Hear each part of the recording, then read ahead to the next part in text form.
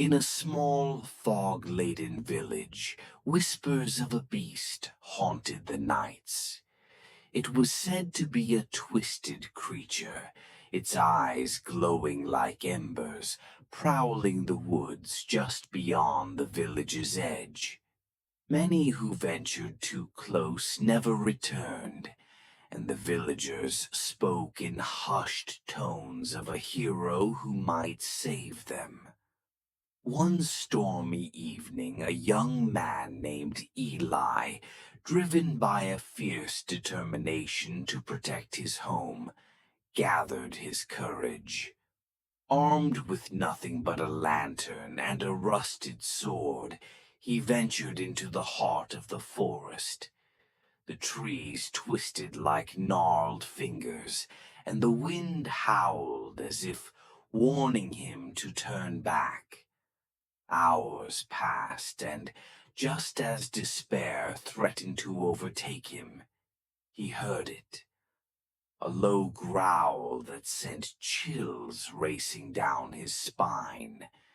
Eli's heart pounded as he turned to face the source, the lantern casting flickering shadows that danced around him.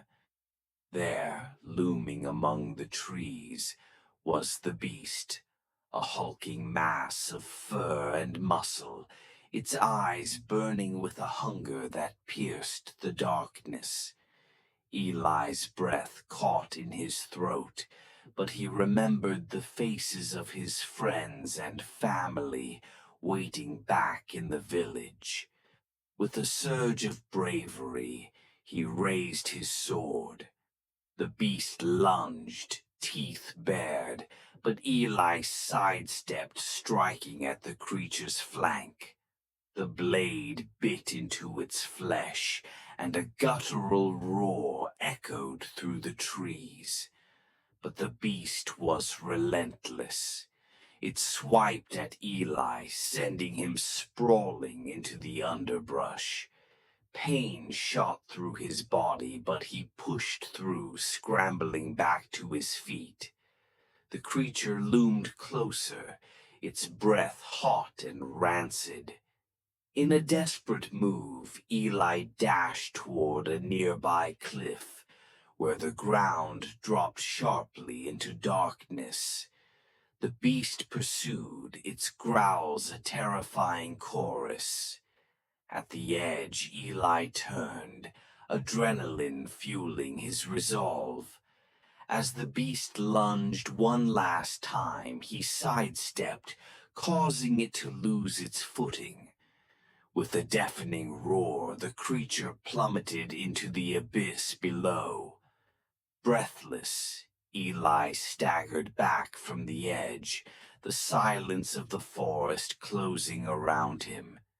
He returned to the village where grateful villagers gathered to celebrate his bravery.